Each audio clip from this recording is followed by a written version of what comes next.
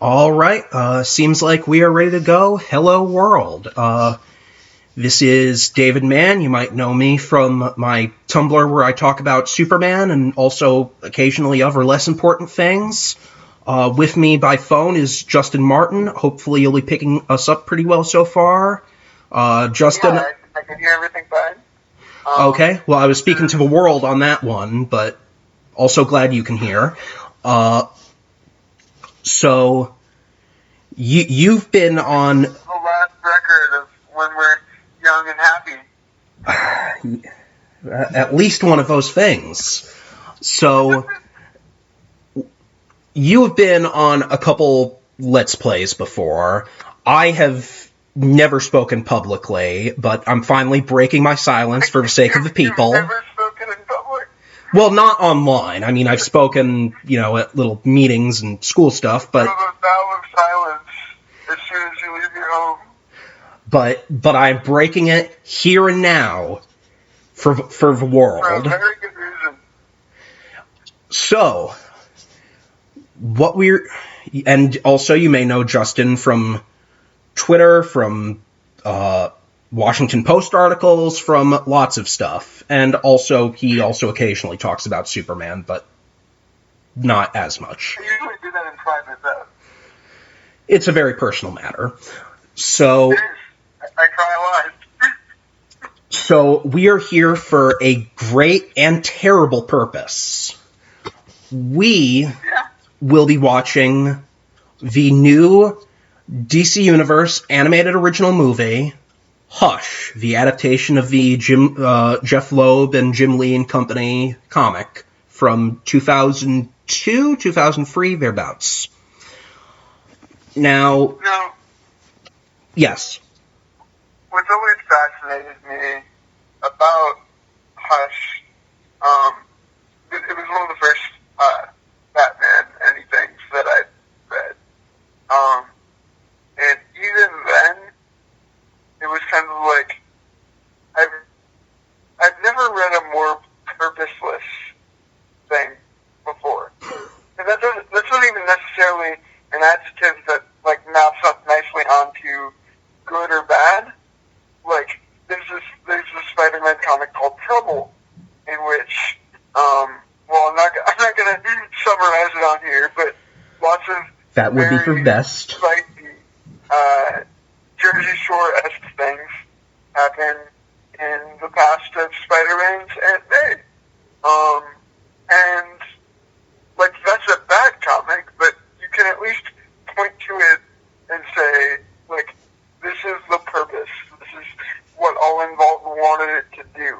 There was a desire that it was going to start sort of a line of more adult-oriented, spicier, Spider-Man comics. Now, why anyone will want that is another question. But you can at least, point to it and be like, this is the kind of thing that it was supposed to lead to. Whereas Hush, as both a comic and a movie and a character, I genuinely don't know what the purpose is, what it's supposed to make me feel, what it's supposed to do for the general, mythos of the character. Because we already have evil Batman stories. We already have creepy surgeon kind of villains.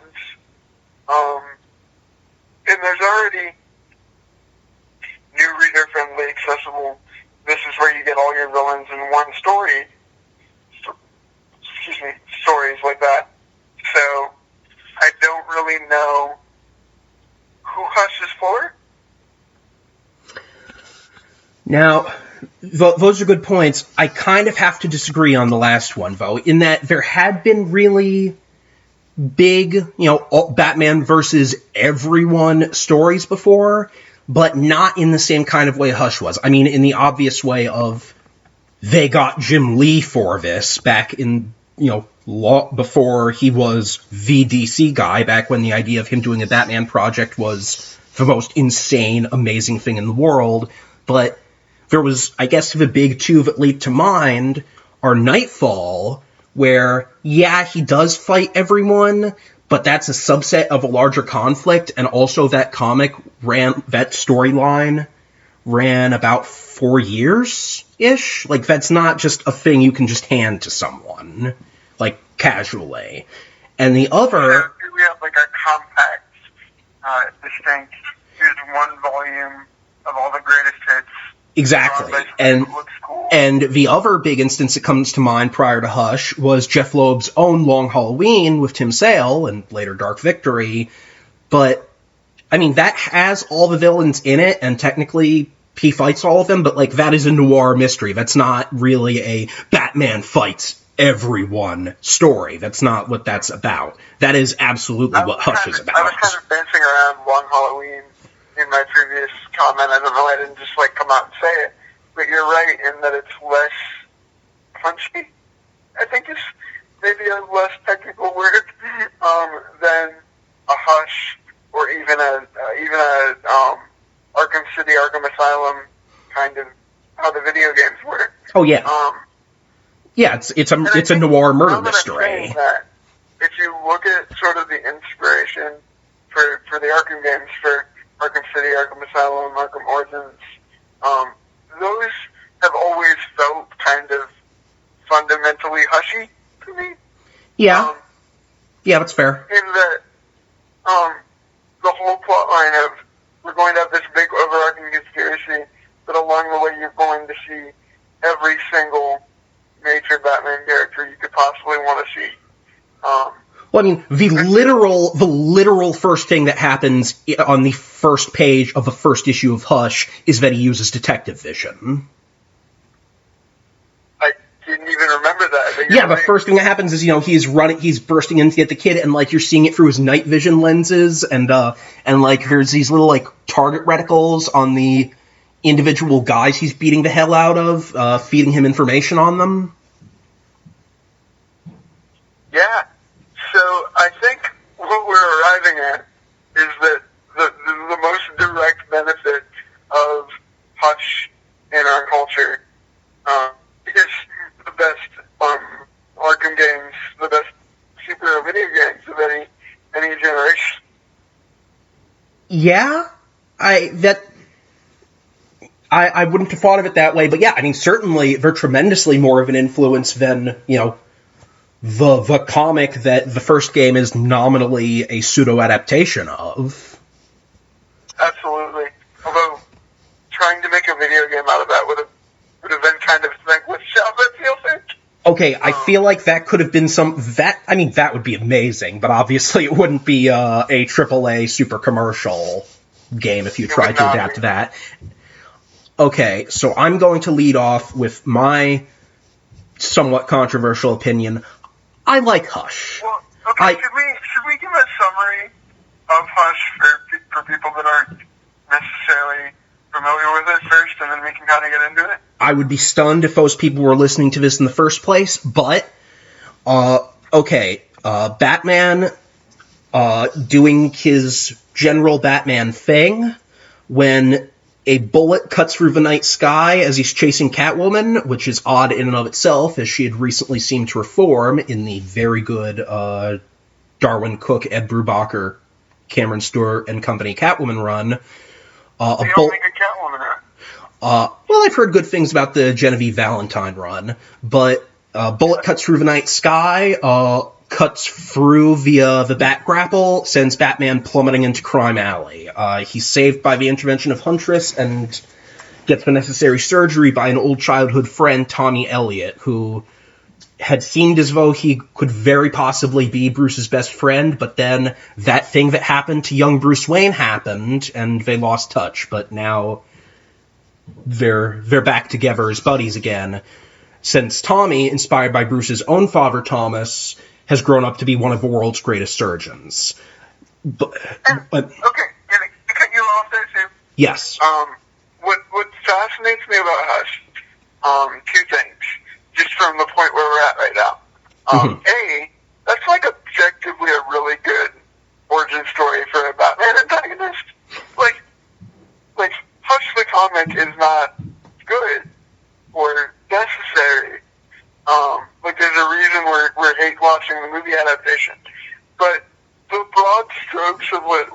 to just let out there are like a perfectly serviceable here's an area that we don't necessarily tap into much of sort of Bruce Wayne's childhood friends, and how did his tragedy maybe isolate him from those, and what if other people were inspired by Bruce's dad that weren't Bruce? Like, these are all really good, really smart, sort of askew directions from which to come at the concept, but it never really coalesces into anything great, but it gets just close enough that a bunch of writers, not least of which includes Paul Dini, sort of make the next 10-ish years to make Hush work, and you can see why. Now, you've spoiled for everyone that Thomas Elliot is actually Hush. I'm sure no one had, for that matter, already put that together. But yes, the supervillain who severed the bat grappling hook. Bruce investigates the crime as it becomes quickly clear that this is someone with intimate knowledge of his personal life, and it ends up a conspiracy that ropes in virtually all of his major allies and enemies, as he also grows closer to Catwoman, who, of course, all was not what it had seemed earlier, and it becomes clear that this is a new villain named Hush, who he's named Hush because his plan is secret. That's why he's called Hush, for real. Yeah, he has no sort of gimmick around really people being quiet or surgery. Well, it sounds cool is the point. Like, he is called Hush for the same reason Cable's called Cable, because, Jim Lee. Yeah, but every other, Batman villain, up to and including Orca the Whale Woman, has a name that's about what they're about. You mentioned Dini earlier, and I'm pretty sure I read Hush before reading Dini's Detective, and I will get back to my actually liking Hush momentarily. But one of the first comics I actually ever read, because my father's collected comics most of his life, so I grew up around them, and I started collecting them myself in earnest for Batman R.I.P., which was actually perfect because Morrison was writing that, and there you go. But, of course, I was new and assumed all the tie-in stuff was to some degree relevant, so I picked up Paul Dini's Heart of Hush, which tries so hard. And I still like it a lot, even though I'm sure if I reread it now, I'd go at a lot of it, oh wow, that's not terrific. But Hush cuts out Catwoman's heart in that comic and puts it in a big machine that he built with Mr. Freeze and Darkseid. And Batman has to fight Hush to get Catwoman's heart back. It's and Dustin Wynn draws it, so it's pretty as hell. And Dini's trying so hard to make Hush, to make his gimmick at least kind of make sense, to specifically give him a gimmick beyond just being enigmatic, and digs deep into his childhood and motivations beyond, oh, he was a bad kid. And he almost gets there. He gets so close, but the problem is he seems to have realized he didn't quite get there, and he couldn't let it lie, so then Hush became the main character of all of his Bat comic work going forward from there. So, which honestly I think only tanked Hush further in the long run, much as I respect Dini as a creator, by and large. What's interesting about Paul Dini, too, and I don't know if we can check if he's involved in the writing of the or not. I know he's been involved in a couple of these direct-to-DVD things. It is that Paul Dini could have retired in 2002, having more impact on Batman overall than maybe any individual figure in the past 30-ish years this side of Grant Morrison. Certainly more than anyone post Frank Miller, I'd say. Yeah.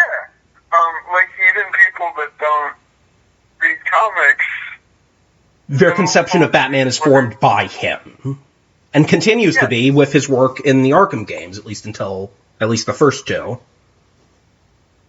And yet, it never seemed to me, and granted, I have not read all of those Paul Dini detective comics, but it never seemed to me like Dan DiDio or Jim Lee or Paul Levitz or anybody is getting Paul Dini into a back room and going, please, for the love of God, do us a solid and fix Hush. This seemed like a personal thing that he wanted to do. There are a lot of post-Infinite Crisis DC plots that very much seem like somebody being taken into a back room and told, okay, we need you to do this. And maybe David will disagree with me, but it never felt like they threw Paul Dini at Hush and just said, hey, we know you don't want to do this, but please do us a solid. Like, this was a personal quest for him. I could believe they asked him to do that, but if so, he clearly took it as a positive challenge. And got invested. He's not reluctantly being dragged into this. So, back to the...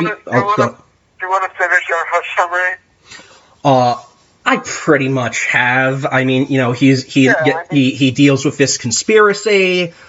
He starts dating Catwoman. He tells Catwoman who he is after this had been about 60-ish years of the cat and mouse between the two of them. I did not remember that was in this comic. Yeah, that's in there, and I think it ends up reverberating into Brubaker's Catwoman, where her relationship with Slam Bradley's complicated because I know about who Batman is now and we're dating again. Sorry. What's interesting too is that do we get the current, Tom King, Mikhail Janin, et al. Batman run that's so Batcat focused, treating that as not just this fun antagonistic cat and mouse thing, but like as a real emotional backbone. Without Hush. I don't know when I decided I was going to be the Hush apologist in this conversation, but I'm realizing how much of what has been... I think a lot of there was still Batman Returns. There was still what Brubaker was already doing with the two of them in his run. But I think you're right in that, and they sort of had a thing going in the 90s animated series. But yeah, I think you're right that did center of a relationship as a fundamental aspect of Batman's character in a way that hadn't been done before. I mean, she's in that run more than any of the Robins. Yeah, so... Here's, I guess, then another question is, why does a comic that, and I'm not looking to disparage anybody that was involved in it, but honestly, it's pretty bland. I read it early high school. I just graduated college, and I can't really remember many of the plot details that David's talking about. Why does one that's so bland continued out of life as both an individual story and a character when stuff like Long Halloween or Dark Victory just never really had this kind of media adaptation? Like, it took us years and years and years and years and years to get a direct-to-DVD Dark Knight Returns movie, but, like, Hush was very, very shortly after that, all things considered. Hush has been in video games. Hush he was on Gotham as little mean Tommy Elliott. He's going to be in Batwoman, much to your displeasure. David told me that the other day, and I let out a sound like a dying animal. Well, I assume that was in large part because I paired it with telling you that Renee Montoya won't be in there. No, the dying animal was mostly Hush. Wow. I think you can tell decent Batwoman stories without Renee Montoya. Do I think this means that you should do that? No. But, like, in the same way that Cauliflower Crust is objectively bad pizza. I don't think you need Renee Montoya, but I really don't think you need Hush. Okay, so trying to wrap up the summary, Batman deals with all this stuff. He deals with a mind-controlled Superman, my boy. And I'm very curious to see Superman in this, because the last one of these I did see was the Death of Superman one, which, to my astonishment, I quite liked, but I think we'll go more into our history with these in a bit. He nearly kills the Joker, he sword fights Ra's al Ghul in the desert, he fights Jason Todd, who seems to have returned to life, but sure didn't until later when it turned out he had. I somewhat expect we will not see that aspect of it adapted in here. Until finally he confronts Hush and learns, oh yeah, it's Tommy Elliott, and then they fight a little and it's done. And then Catwoman breaks up with him because she remembers, oh right, he's Batman, I should not be dating him, he's not an emotionally healthy dude. I like Hush. I am 100% aware it is not good. But, well, one, it's not good. Jim Lee sure was. That comic is gorgeous, and it's so disappointing even just seeing the trailers for this. The art in most of these adaptations is pretty disappointing. You see All-Star Superman, and I guess they kind of modeled his lips after their idea of Frank Whiteley, but beyond that, it's that's not what that should look like. Whereas this is in their essentially house style, because this is part of their new sort of interconnected set of DC original movies. Can we stop a little bit, actually? What? And talk about the DC animated original movie line as a whole? Because I was going to circle back around to that, but I'm fine with doing it now. Okay. Because I think there's a really interesting, sort of disappointing arc to these movies.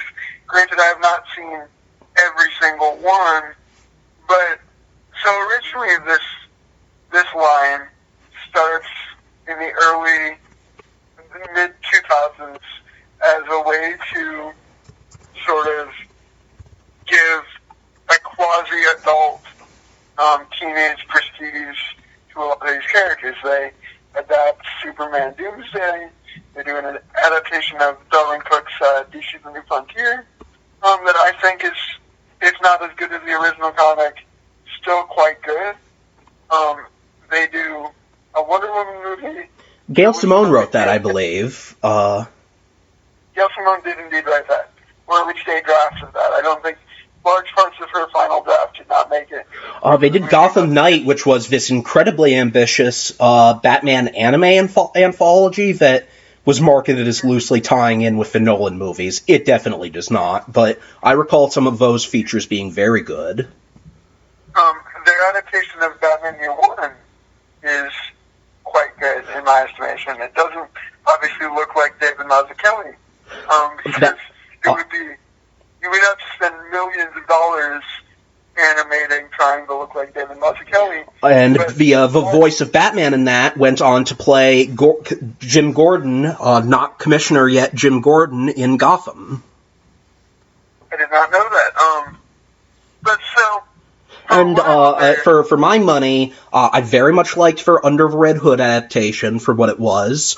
I thought their Dark Knight Returns was remarkably good, and I really, really unabashedly loved Justice League Doom, their adaptation of Tower of Babel, which was actually the, I believe, last released work of Dwayne McDuffie. And I believe that was Crisis on Two Earths. Was that later? I think he was still involved in that, but... No, Crisis on Two Earths was significantly earlier. Doom was his last. And not to say that these were all great, I wasn't a big fan of Crisis on Two Earths, actually. The Superman Batman ones were fine. It's very odd that those were almost the only ones they brought Conroy and Daly and Brown back for. And Superman vs. the Elite, their adaptation of What's So Funny About Truth, Justice, and the American Way, works pretty hard to cover for weaker points of the comics, but isn't terrific. But I think you'd agree, a very solid hit-miss ratio. We can say that before that first New 52 Justice League movie, which I believe is called Justice League War, right? Correct? Yes. At least in my estimation, from my perspective, there was never one that was just fist-pumpingly stand up out of your chair great. But these were the kinds of movies that you'd be flipping through and see on Toonami, and you could, on a rainy day for 2 hours, sit and watch and have a genuinely good time. There's an old piece of screenwriting advice that a good movie has at least 3 good scenes and no bad ones. And I think these movies are sort of, up until a certain point, the epitome of that piece of advice. But around 2012, 2013, if I remember correctly. Oh, though Justice League War, actually not the start of it.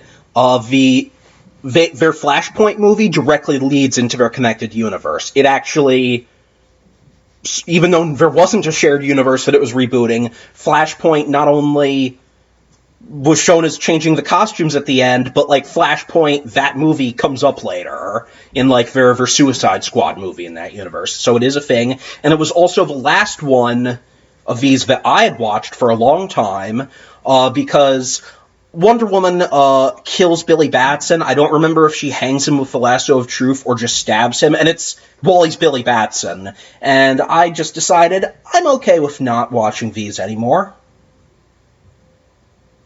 I have not seen that one. I feel like they used to be pretty appointment viewing for me because, like I said, they could be a reliable time waster for about 2 hours. Yeah. But I think the last one that I willingly, happily watched was the adaptation of Judd Winnick. I'm forgetting the artist on that comic, but the adaptation of Under the Red Hood. Yeah, Doug Mahnke, mostly. Yeah, Doug Mahnke. Who I always think of Pokemon when I say his name. He like somebody's name being Doug Geodude. But I sort of fell off the wagon and then was really dismayed that they kind of picked up this house style. And outside of a couple prestige projects, and even their prestige projects were not picking up the same. I mean, not that they were ever picking up a ton of heat, but, you know, there's a difference between, you know, their Green Lantern origin movie. It wasn't great, but I at least, you know, vaguely recall that being treated as, oh, okay. These days they did, like, a Gotham by Gaslight movie, and not that that was necessarily the biggest thing in the world from Jump, but they did a DCAU reunion. They put together Daly, or maybe it was Newburn, and the Batman and Wonder Woman voices, and they did it in that art style, and do you recall anything at all in your memory about that, other beyond the announcement that it was going to exist? Because it's just a blank for me. I never watched it. Yeah, I never watched it either. I didn't even know it was happening. Yeah, the Justice League Fatal 5 thing. The last time I think these movies legitimately grabbed headlines and became a conversation piece was the adaptation of The Killing Joke. Which I did see, actually, because I also did watch that. And that really soured me on the whole enterprise for quite a while. Good old Brian Azzarello. If you hadn't known going in that Brian Azzarello wrote it, you would have known either when Harvey Bullock laughs at his own dumb pun, or where it's mentioned that Joker goes to have an orgy with a bunch of escorts every time he breaks out of Arkham. I agree that second part is a bit too far, but Harvey Bullock would absolutely laugh at his own terrible pun. Well, yes, he would, but in a very specifically Brian Azzarello kind of way. Where you know it's really the author laughing at his own terrible pun, as voiced by Harvey Bullock. Okay, I feel like at this point we're just kind of vamping to the away the inevitable. So, okay, then a couple final points. The last one of these I saw. I mostly don't tune in for these, but I did see Death of Superman, which I was the opposite of excited about because, well, they already made one and also the original story. Speaking as a lifelong and significant Superman guy, he is my favorite character. Death of Superman sucks, and the movie ended up a pretty straight adaptation, but was significantly better than the comic. And I'm curious whether that represented an improvement or some kind of glitch in the Matrix, because every other clip I've seen from these has by and large looked very bad. And I guess... Part of the problem, too, is that the animation and the fight choreography is just extremely, extremely stiff. I'm no longer sure if the stories on these or the dialogue is really all that bad, all things considered. It's just that you're always laser focused on the dialogue and talking scenes, because anytime anyone tries to move or do something fluid that's not talking, it's this weird ragdoll jumble. And you know, with Batman, I mean, they've been adapting a lot of Morrison stuff, and it's all looked bad. And Justice League, well, it's been adapting Jeph Johns' Justice League stuff, so that's not that shocking, but those were bad. But, yeah, I mean, I was talking about Hush, to circle back around to the original comic. Jim Lee, for whatever you might say about his work before or after that, had such a sense of drama to him. The close-ups, the big action beats were incredibly good. I mean, and Jeph Loeb, again, love him or hate him, he knew how to take advantage of it. Like, I know it doesn't fit together, but I get, you know, when Scarecrow's driving on a motorcycle through a graveyard reciting a nursery rhyme and Batman screaming, "Crane!" Like, it's the most trite, rote stuff in the world, but I get excited reading that. I absolutely understand why companies keep going back to Jeph Loeb, even though he is now, with all due respect, modern Jeph Loeb, in the hopes that he'll be able to get that again. And these movies, I mean, their house style is absolutely influenced by Jim Lee, but it captures none of what makes his work so visually interesting, for me. And I think it's fair, and correct me if I'm wrong, I don't want to put words in your mouth, to say that neither of us are really looking for Shakespeare here. We're not expecting to, even in the best case scenario, be moved or in any way challenged by these movies, but that's like okay. All we really want is a fun diversion for 2 hours that doesn't make you ashamed to take enjoyment out of these characters. Is that kind of where you're at, too? Yeah, now, 2 brief final notes.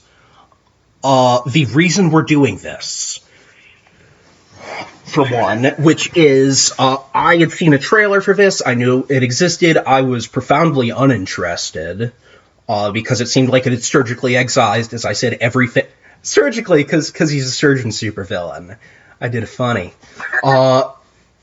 Everything that was interesting about Hush, the original story, or at least exciting about it, but I saw that a clip on IGN.com featuring Bane, who I was surprised because he hadn't featured into the original story, which is a little weird because that dude is extremely Jim Lee. And I watched it, and it is...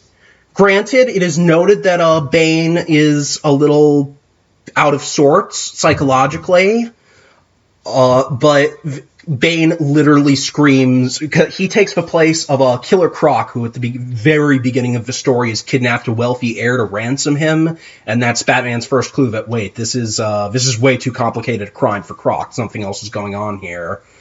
Instead, Bane has taken his place. And Bane, well, again, notably diminished from his usual capacity, literally screams, "I need money for more drugs." I posted this on I shared this on Twitter, saying, essentially, wow. And Justin here made a proposition. The original proposition was that he was going to pay me $10 American smackaroos to watch this movie and then talk it over with him. I was insulted beyond belief. He then, depending on how this turns out, either upgraded or downgraded it to $10 per good scene. I did not dignify that with a response. But then he came up with an offer I can't refuse. Now, Justin, what was that offer? So, I forget off the top of my head the runtime of Hush. 81 minutes. It is 81 minutes. Yes. So which seems really short for adapting this, because the whole point of the comic is this is everything, and for sure not going to get everything in 81 minutes here. Well, but okay, there's like 3 plot points in Hush. Okay, fair. Yeah, okay. You can cover 3 important plot points, right? I don't know about that with this, but yeah, 81 minutes. You could pretty easily, if you wanted to, do a 22-minute Batman the Animated Series adaptation of Hush. I guess. I don't know why you would want to, but it could be done. Hey, the second point I wanted to... I was going to hit this after, but The Batman, your recent darling animated show of the mid-2000s, wanted to do Hush. And then they did not. Well, they were prevented, like Warner Brothers didn't want them to. So they instead did another episode with a similar original villain, so you can look forward to that. But, 81 minutes, and your offer, 81 related offer? Yes, 81 issues of Superman and or Superman-related comic books, because I think insofar as it's possible for another human being to like Superman as much as David, I do. I think the enthusiasm's there, but I have not read nearly as many Superman comics as he has. And I'm about to read day by day 81 of them. I actually have not seen the list of what I'll be reading. It is a list I will share at the live for you and for our listening audience at the end of this, so you have a reason to keep on keeping on listening to us. Oh, that is clever. That is some hashtag. I put some real thought into that. Thank you. Yeah, absolutely. So I'm gonna hang up the phone. What? In a little bit. Okay, and as will I. We will each watch Hush on our own time and reconvene this evening, but I have one final question for you. Okay. I'm very sure. Oh, you should be. Okay. And I'm going to thank Veronica James, on Twitter pal of ours, for raising this to my attention when I initially cited Hush as not good, but a reasonably solid first Batman comic. Given she pointed out his presence kind of spoils that. What do you think the odds are we are going to see Harold in this? Harold, for those of us listening at home that might not know, is a hunchback mechanic who lives in the Batcave now, right? Yeah, he lived in the back. Harold Allnut. He was a misled subordinate of a Penguin's genius mechanic. Batman rescued him from the Penguin, and Harold decided to just, I hope decided, to just live in the Batcave, silently puttering away on the Batmobile as the explanation for where all those wonderful toys come from. Until I believe in No Man's Land, the Earth cracks open and he just, walks away, and he did not appear again until Hush, where it's revealed that he was the back door into Batman's whole operation because Hush, secretly Surgeon Thomas Elliot, gasp, had performed surgery on his back and also made him no longer mute. And Harold's last words were to the effect of, I betrayed you, Batman, and I'm sorry, but I knew you'd figure it all out in the end, because I would never really, and then Hush shoots him in the head, and didn't show up again until All-Star Batman, where Scott Snyder, and John Romita Jr. revealed him to be alive in the currently operating DC universe with his own cave. Still living in the cave, but his own cave. And also, he's still mute, but now uses sign language. That is so much better of a place than he ended up in after Hush. I had totally forgotten that Hush plays into a trope that I despise in comics, which is person with a disability gets healed in process of or in exchange of getting healed, becomes evil and betrays everybody else around them. So in at least this one fashion... Really out there carrying the torch for Harold. So I understand why it didn't get like a billion think pieces written about it. But that is screwed up. So in at least this one fashion, this is going to be a marked improvement on the source material. Unless he does show up, which I would put real money against that, but who knows? How much real money do you want to put against that? You're seriously taking me up on this? You think he is going to show up? Yeah.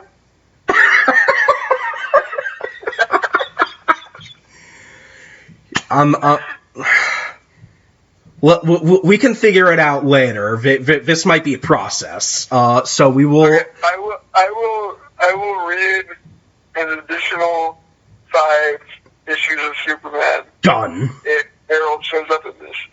Done. Okay. All right. That's it for now. Thanks for sticking it out with us so far. Though your sticking it out with us has nothing on what we're about to do, unless we're pleasantly surprised. I genuinely hope this movie is good. I would very much like to have a conversation about, wow, that was actually kind of, because, okay, let me tie this into something real quick. I think the Marvel Cinematic Universe does a very good job at taking stories from the comics that have their hearts in the right place and could be cool, but were a little slapdash or overcomplicated at the time, and really sort of boiling them down to their essence and using, adapting them to other media to really sort of fix the mistakes of the first time around. Like, I think the Marvel Cinematic Universe version of Civil War, while not perfect, is still objectively a lot better than the Mark Miller, is it Steve McNiven? Yes. Steve McNiven, Civil War. Granted, the people involved in this movie may not be as talented as Kevin Feige and co. But I genuinely do get just a little bit of minor delight when something that was a great idea the first time around but was a misfire sort of gets a second chance to be good. And I would have just as much fun doing a follow-up podcast about how that was surprisingly great as I will doing what I think we'll probably do, which is carrying into this for like an hour. I don't know that I would say I'll have as much fun with former, but, you know, I think I would prefer that anyway. Fingers crossed, and we will reconvene later. Absolutely. Okay, we're back. Looks like this is recording again properly, so hopefully this should all come together as one thing instead of having to be split into chunks. We have both watched Batman Hush. Yeah?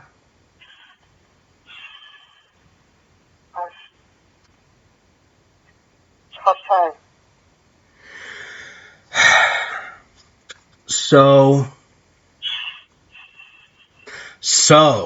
okay, Hush. Not good? Not good. Not as hilariously bad as I was expecting. It was definitely not as bad as I was hoping it would be. I do think it was more interesting than I expected it to be, but still bad. I would say it was more interesting in a bad way. Yes, it made some really surprising choices, most of which were mistakes. And also, I'm going to say right up front, and I'm curious to the extent you'll agree with me, a lot of these recent recent Batman movies seem to have been mediocre adaptations of multiple Batman stories simultaneously. So I know the last Batman movie had, like, the origin of Batwoman, but also it was, like, this pseudo-adaptation of The Heretic and Batman Incorporated, and Dick becoming Batman. And the one before that was, like, Tomasi's Batman and Robin's, Tomasi and Gleason's smashed together with a Court of Owls. So I'm wondering how much you'd be willing to run with my thesis here. This movie, while plot-wise it's all hush, is simultaneously a mediocre adaptation of the first half of Tom King's Batman. I think that would be a bit much. Because, like, purely in terms of, like, the emotional arc of Batman and Catwoman's relationship in here. Yeah, I think that's more just expanding on themes that Hush touched on. I fear that we are going to get a very mediocre adaptation of either War of Jokes and Riddles, City of Bane, just the general Gotham Girl stuff with maybe. Okay, I don't like the idea of a very mediocre adaptation of War of Jokes and Riddles. If they ever adapt that should be bonkers. But you're right. But then again, they did Superman Doomsday and Still Death of Superman. I mean, I get... I'm not going to point to, like, oh, and here's the evidence of that. Like, there's really not very much of it. It's just sort of a feeling I got of, oh, I feel like for modeling the Batman-Catwoman interactions in here after how King wrote them, badly, but still. But maybe in a really dumb way, that's why they switched Killer Croc with Bane. I think you're giving this line of movies more organizational, like, schematic credit. No, I think... I'm not saying this to compliment them. I'm saying it is, like, maybe that was for dumb fanfic reasoning. Like, oh, this is... like, writing a dumbed-down version of that and going, oh, and here's our minor homage to the source material. Because that seems to be the level this is generally operating at.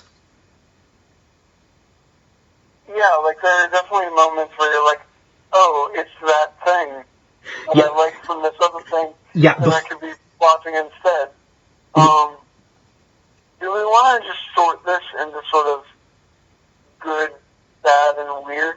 I was just going to go through it in order, but, I had a thought, but I've lost it. If we turn this into a regular thing, that's going to be a thing our listeners hear a lot from me.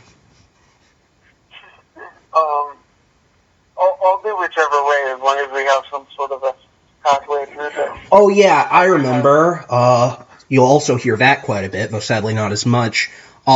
Before this, I was like, how they're really going to have to trim this down to fit all the Hush stuff, because they're not going to be able to fit in all the Hush stuff.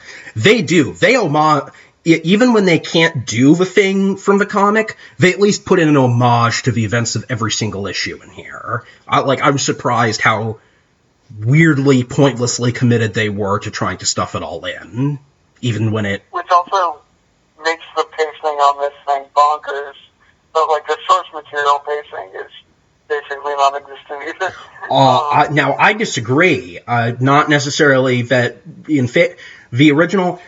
Decompression's a dirty word these days, but it's kind of the backbone of the original. Like, it's all just atmosphere and padding and Batman monologuing, and that's kind of what I like about it. And when you strip all that out, not only does that remove what little real value it initially had, but also everything dumb about it is 20 times more obvious. That's fair, actually. Okay, do we want to just go straight at sort of the elephant in the room? The most confusing decision that this movie makes? Now, I was going to save that for near the end, because I was going to tackle this pretty much in order, but if you want to jump right in, I'm willing. Because I think most of my problems with this movie, like, we can get to the smaller stuff, but they all sort of weirdly fit into the bigger thing. Okay, I'm willing to not do it, like, straightforwardly, but more like category at a time. Then, yeah, let's tackle it in the room. Do you want to say it, or should I? So, in the original Hush, as far as I remember it, and I think David probably remembers it more clearly than I do. To my shame. Yeah. It had to come in handy sometimes.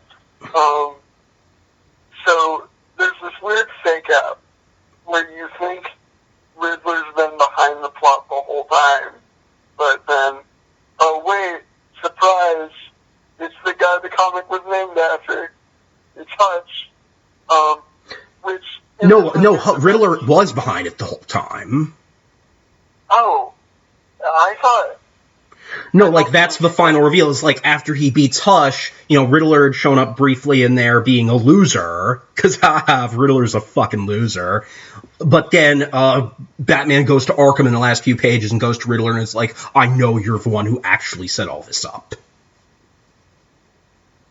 Oh, I totally misremembered that. Yeah, then that's just about my the original comic, just the Riddler fake out is stupid. Yeah, in this version, may I say? Yeah. In this version, see, in the original, Tommy Elliott was Hush, and, he seems to be dead at the Joker's hands at one point, but that was really Clayface. In here, no, Tommy Elliott really died, and Hush is actually Riddler. Not Riddler directing this guy or helping this guy. Hush is literally like Edward Nygma in bandages saying Hush a lot. And also he's got, in the comics, the reason, both in here and in the source material, the reason why Riddler knew Batman was Bruce Wayne was because he had a brain tumor, so he went in a Lazarus pit to heal himself, and, like, the madness of the pit sharpened his Riddle brain so that he realized, oh, Bruce Wayne's Batman. And it does that in here too, except it doesn't fully heal him. So from his previous attempt at getting the tumor out of surgery, he's got this gnarly Riddle scar on his forehead. It's, on top of the Hush suit. It is full-bore 90s Riddler. Which is like a choice. So... It's embracing the Jim Lee of it all. Which is fair. My issue then is that, like, because the point of Tommy Elliott, right, is that Bruce Wayne, in a way, is, like, fundamentally accidentally selfish. Like, he makes his life and his tragedy all about himself for justifiable reasons. He's a little boy grieving his parents. But in the process, isolates himself from those around him, and maybe the comic implies he's a little bit of a shitty person. Which I think is a bold direction to go. Well, we know he is because Clark's a good person, but I'm not. Uh-huh. that was a choice line of dialogue. Oh, that was in the original. Yeah. But so, in my mind, you can either have a story where the final fight is sort of with Hush, with Tommy Elliott, and have the point be, Batman was kind of a bad friend, or you can have this be sort of an elaborate Riddler fake out, and have it, Tommy Elliott not really matter at all. Tommy Elliott certainly doesn't matter in this. He exists in this for no reason except to sell the twist. But you can't have it both ways, I think. And I think the movie, in the most half-hearted way possible, tries to have it both ways. Half-hearted's the word for it. I would also say pedestrian. This is a very pedestrian movie in its visuals, in its script, in its music, except for I did like the opening sequence where the title card. I thought they had some nice spooky music there, but I wouldn't have minded if more of the movie took after that. But There are yeah. a couple scenes with Bruce and Selena where there's a little bit of an organ thing, like in a Days of Our Lives soap opera. Yeah. I'm wondering if you agree with me. Bruce and Selena have infinitely more chemistry in this than Batman and Catwoman. Which is weird. I wouldn't even go as far as to say wrong, but weird. Yeah. I never thought of separating it out into those two categories. I will say that there's a scene where they're in bed after having sex, and you see claw marks on Bruce's chest that have healed from like an original altercation with Catwoman. And she was like, "Oh, I got my retractable claws then." And they kind of have a conversation about how they could have stopped doing this dance years ago, but they didn't, and why was that, and etc. And that part of the movie really got to me. That was a really good, genuinely like lowercase m mature way to handle that dynamic. Yeah, no, like almost all the best stuff in the movie is about the two of them, except when they're Batman and Catwoman, where I have no earthly understanding of why on earth she's into him. Like in the Arkham games, which just clearly took after, like, in the Arkham games, she is a sexy object. Her personality is, she's inexplicably horny for Batman. Here, I think it's a really interesting take on Catwoman, a solid take on Catwoman until the last scene, but I'm just as baffled as to why she's interested in this guy, whereas I absolutely get why she's into Bruce Wayne, who I think compares favorably to Batman the Animated Series, like public Bruce Wayne, where he is this charming playboy, but he's also like, you can tell he's this awkward guy who doesn't quite get people. And I like that, yeah. And I liked Bruce in this movie a lot more than Batman, to the point where the identity divide felt less like, okay, this is him when he's like this, and this is him when he's like this, so much as this doesn't really fit or work as being the same guy. I think that's fair. Can we talk a little bit? I started noticing this about 5-10 minutes into the movie. And once I noticed it, I couldn't stop, and I don't know if you picked up on it. So James Tucker executive produces this. This has really talented people working on it. James Tucker, if you didn't know, did, I believe, large parts of Justice League Unlimited and large parts of Batman the Brave and the Bold, two very good programs. When you look at characters in this movie, there is almost never, outside of a couple of action scenes, a shot where two characters move simultaneously. I did not notice that, but I believe you. One person is moving, and one person is completely still with their faces dead. Their arms and legs are not moving at all. And so there's a lot of shots where it's just one person, even when it's a conversation between two people. It really, really took me out of the movie because you notice right away, oh, they're trying to save budget for the 5 or 6 action scenes, which honestly are really not that good. Not worth sort of... No, final action scene, I was consciously disappointed by that. And confused, but we'll get to that later. Mm-hmm. The one action scene that I think is successful, that I really did like, was there's a scene that I don't remember if it's in the original or not, where Harley Quinn's at the opera trying to shoot Bruce Wayne to get Joker back, who's been kidnapped. And that was sufficiently madcap, and whoever they have voicing Harley is like really clearly enjoying herself. Harley's in her good suit in this, except without her shoulders so that it'll be sexy, And I sort of think of that, like I think of the current, like, Superman's in his real suit in the comics, except he has these weird, like cufflinks, and both of them I think, fine. If that's a concession you have to make, fine.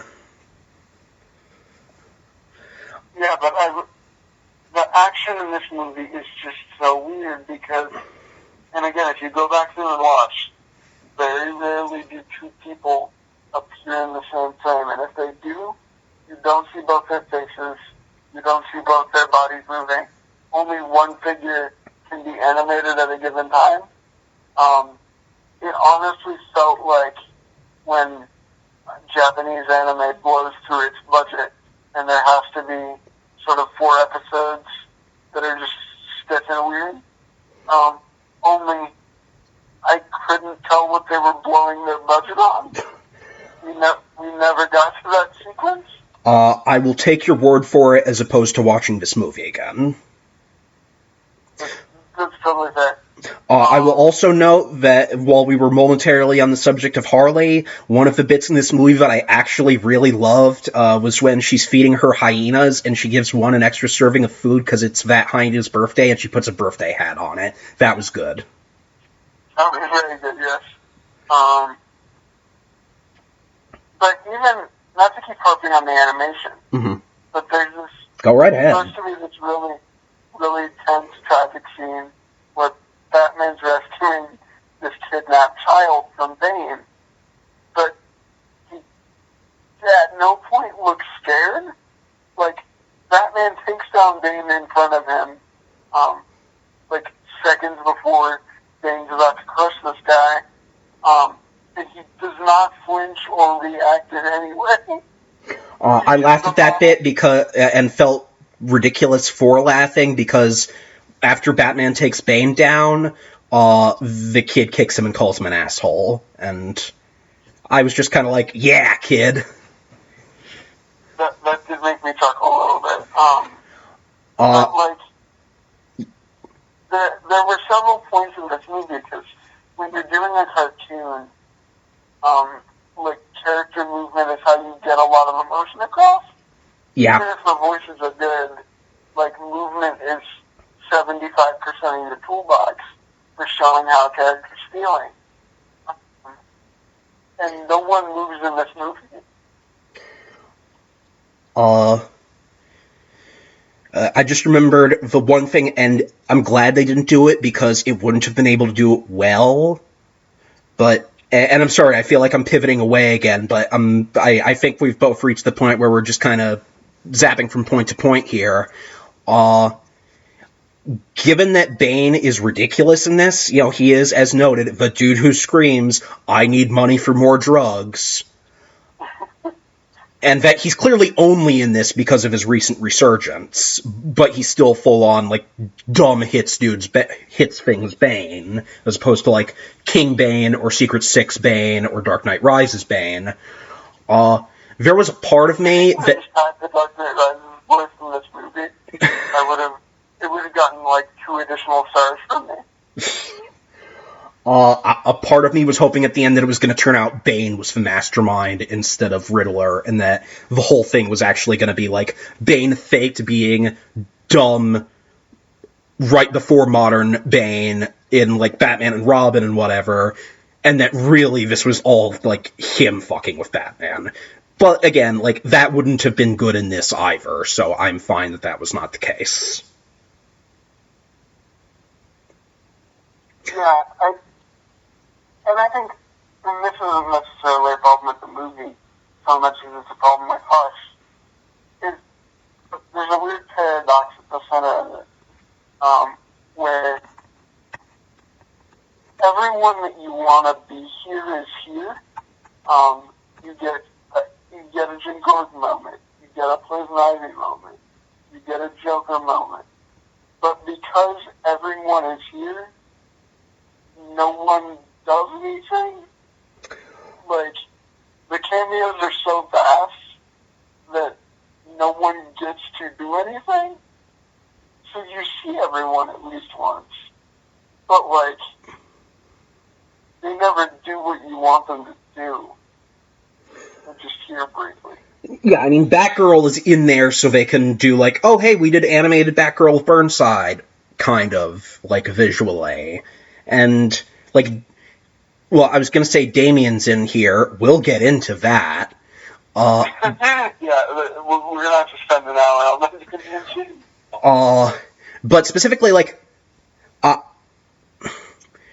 that this isn't a shared universe, in theory, doesn't matter. Like, this, I have not really seen these movies. I even mentioned, Flashpoint being referenced in Suicide Squad. I knew about that secondhand. The only one of these I've seen is, Death of Superman. But, like, clearly that there shared universe is, like, an affectation, not a relevant thing.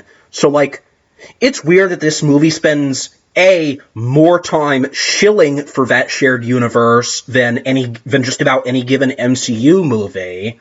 B, less productively, like, and C, way more awkwardly.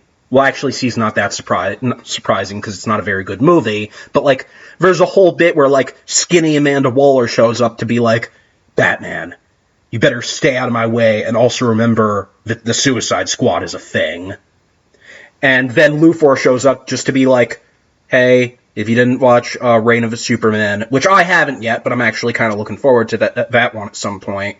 If you didn't watch that, I'm still voiced by Dwight from The Office, and also I'm in the Justice League now, maybe. Like, wait, is that Dwight from The Office? That is Rainn Wilson, yes, as Lex Luthor, who I think is actually an inspired choice. Yeah, it's weird because, and there's nothing necessarily directing you to, oh, these are clearly other movies. If I didn't know that Luthor and Waller had movies, I wouldn't be like, oh, I need to track down Reign of Superman. Like, they're here enough to take away from the pacing of the movie, but not here enough to give you any indication if you're that 12-year-old watching this, that there are Amanda Waller movies you should check out. Yeah, I mean, actually, let me check. I'm wondering... Never mind. I was wondering for a second if that was, like, the voice of Amanda Waller from, the actual from her in Justice League, but it was not, which I'm glad of. But I thought it sounded enough like her, but I felt like checking. But yeah, it's baffling because, again, like, it doesn't matter that this isn't a shared universe. Like, the exact amount it matters is that when Superman shows up, he's wearing his one of his two decent, not underpants suits. It's his Reborn suit that he wears in this, and the t-shirt and jeans. So, I guess I'm happy that he's... Should we talk about Superman versus Batman in this, given I'm me? Sure. I think most of my problem with that scene is sort of endemic to the comic. Like, they don't really change much from what I remember. But, well, they did change, notably, that Poison Ivy is purely mercenary in this. Like, the plants are tools for her. In the comic, there's a bit, like, Superman's first strike against Batman and Catwoman is just this massive heat vision blast that, like, destroys her lair. And in both here and in the comic, Poison Ivy is like, you idiot, you destroyed my lair. And here it's just because he didn't manage to kill them right away. In the comic, she was like, you killed my babies. Yeah, I don't think I've ever seen a take on Poison Ivy that doesn't feel either weirdly clean or just forced sexy. She does get to actually kiss Catwoman in this, whereas that was only implied in the original comic. Yeah, but it's also, like, super gross. Yeah, oh, yeah, absolutely. Like, and not in a, oh, you're supposed to find this super gross way. Oh, no, it's supposed to be sexy. Like, that scene is like, okay, you paid $10 for this, here you go. Exactly. One moment. I also questioned, with Ivy and Catwoman, that when Catwoman shows back up, Ivy just assumes she's still under her mind control, as if she wouldn't know one way or the other. Like, that struck me as odd. That it's like, oh, you didn't expect her to come find you, and also it's been a while. Like, you clearly just let her go back into the wild or whatever, so why do you think she would be here under your... Or maybe she was just playing with Selena? I don't know. That felt poorly communicated. Mm-hmm.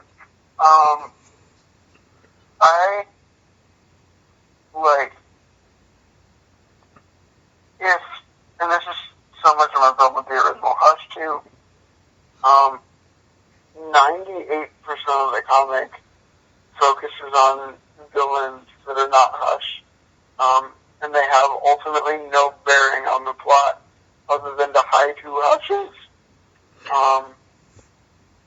Yeah, I mean, so, there's sort of an idea of, like, they're being deployed to emotionally break him down bit by bit. Like, that's a huge part of what was missing. Like, they adapt the bit where Batman nearly kills the Joker in this. And in here it's ridiculous because it's just this guy who we've seen in 2 scenes. Whereas in the comic, like, since you're in Batman's head, it's framed not as, oh, it's him killing Tommy Elliott was so uniquely horrible it made him do it, as opposed to, you know, all the thousands of other people he's killed, but specifically just framed as, okay, this is the camel, the straw that's broken the camel's back. So, and with that sort of sense of, like, internal weight, of, like, you can sort of tell how much is dragging Batman down, they're at least valuable in that sort of Nightfall way of it's wearing him down bit by bit. In here, it is not a thing. I sort of like it just being Tommy that pushes them over the edge. Like, to the movie's credit, the scene where he beats the hell out of the Joker, like, got me a little bit. Really? I looked away from the screen for a while. I think it was mostly the part where Jim threatens them and, like, tell me to do this. That was much better than in the comic, because in the comic that concludes with Batman going, like, how many more lives are we going to let him ruin? And Jim's like, I don't care, I won't let him ruin yours. And, like, okay, so you're saying, so your moral argument is that, like, it's cool that the Joker's going to kill 1,000 more people because you don't want your friend to do a bad?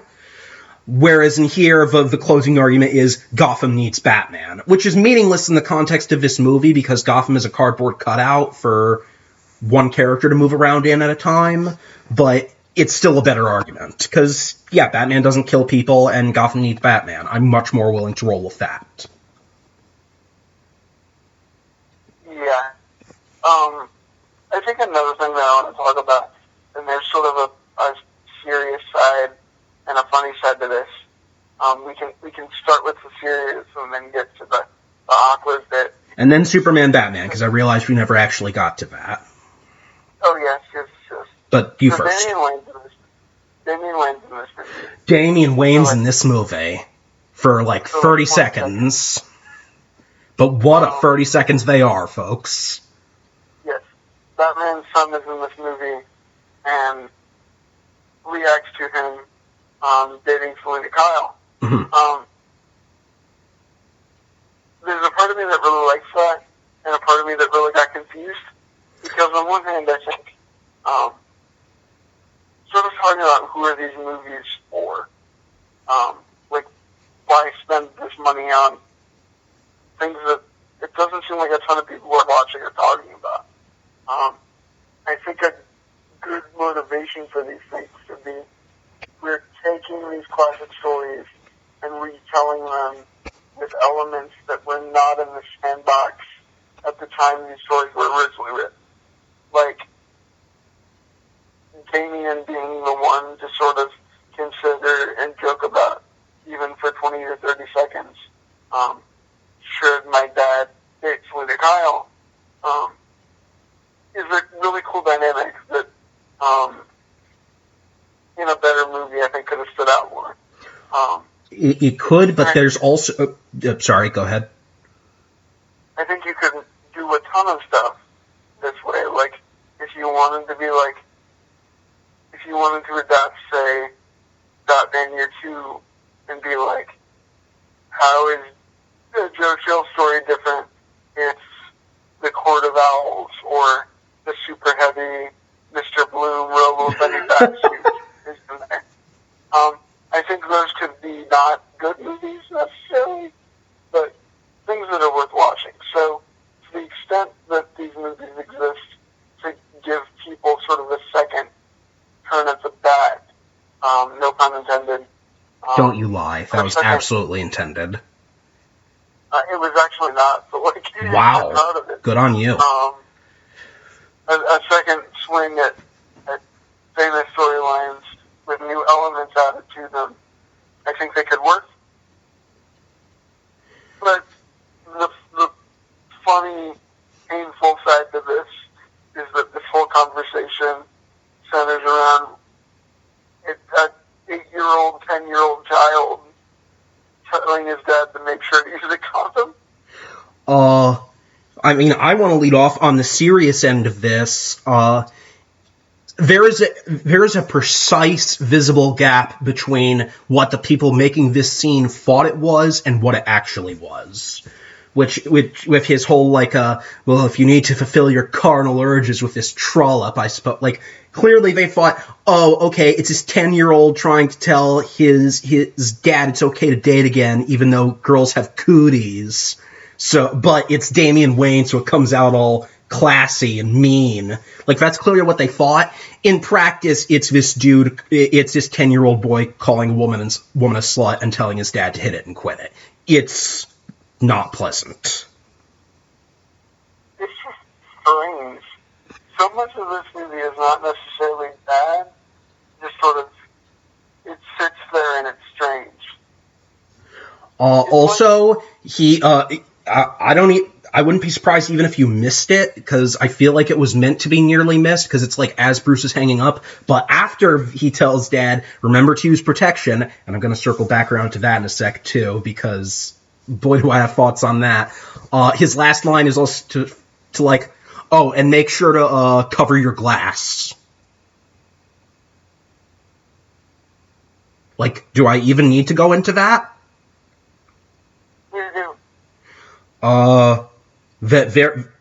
He's telling his dad to make sure he doesn't get date raped. Yeah.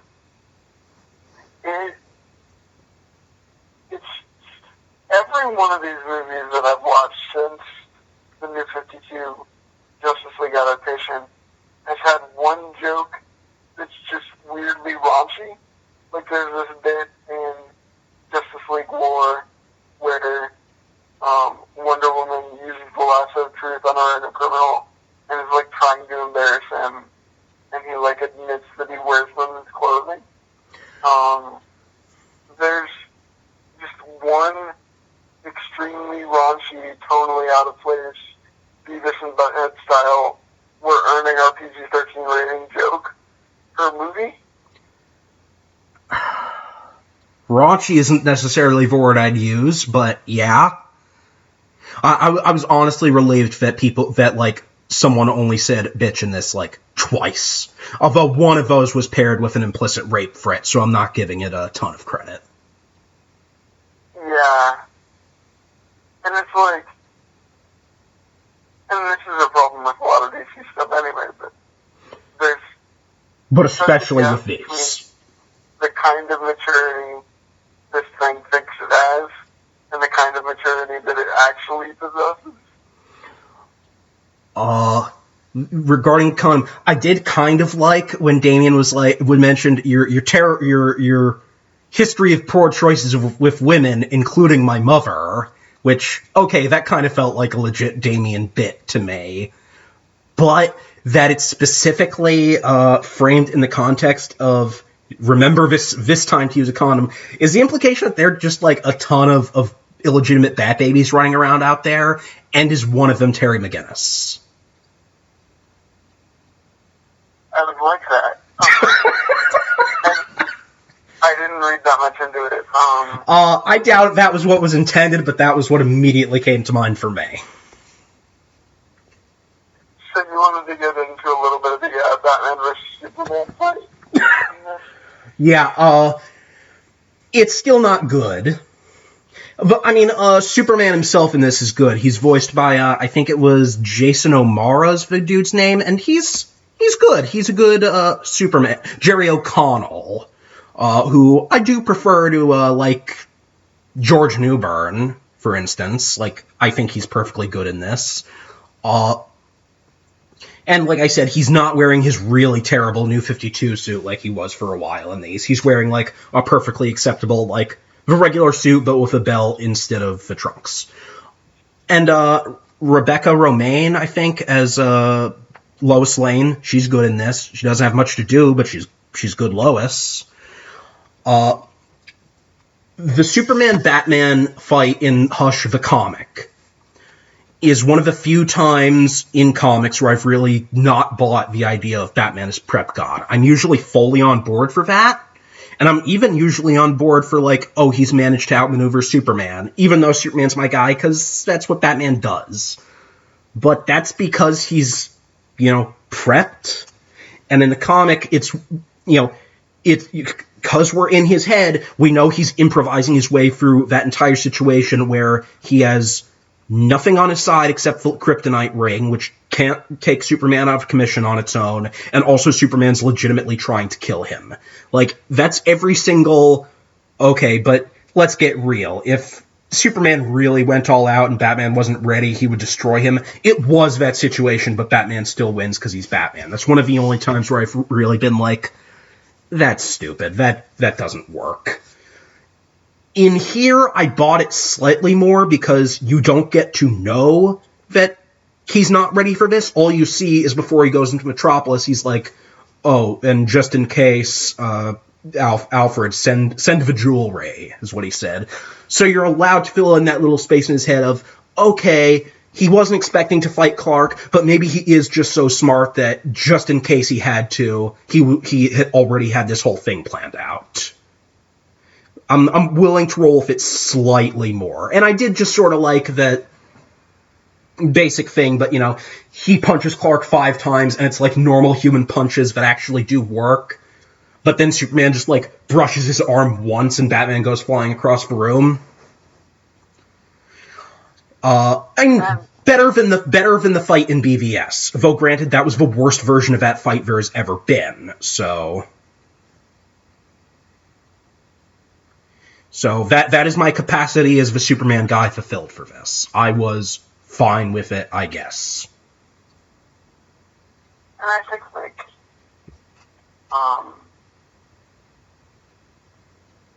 I think that, I'm trying to think how I want to phrase this. When, like, the whole Batman Superman thing is the comics' general urge to get all of the highlights from every previous Batman story in there. So there has to be that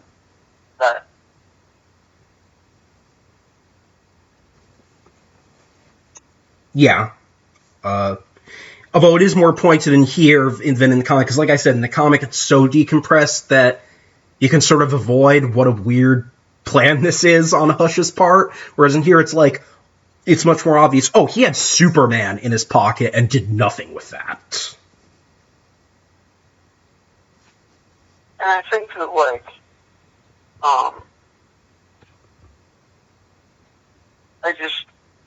I don't get why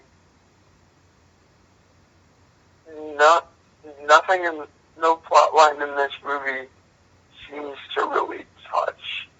Like, at no point after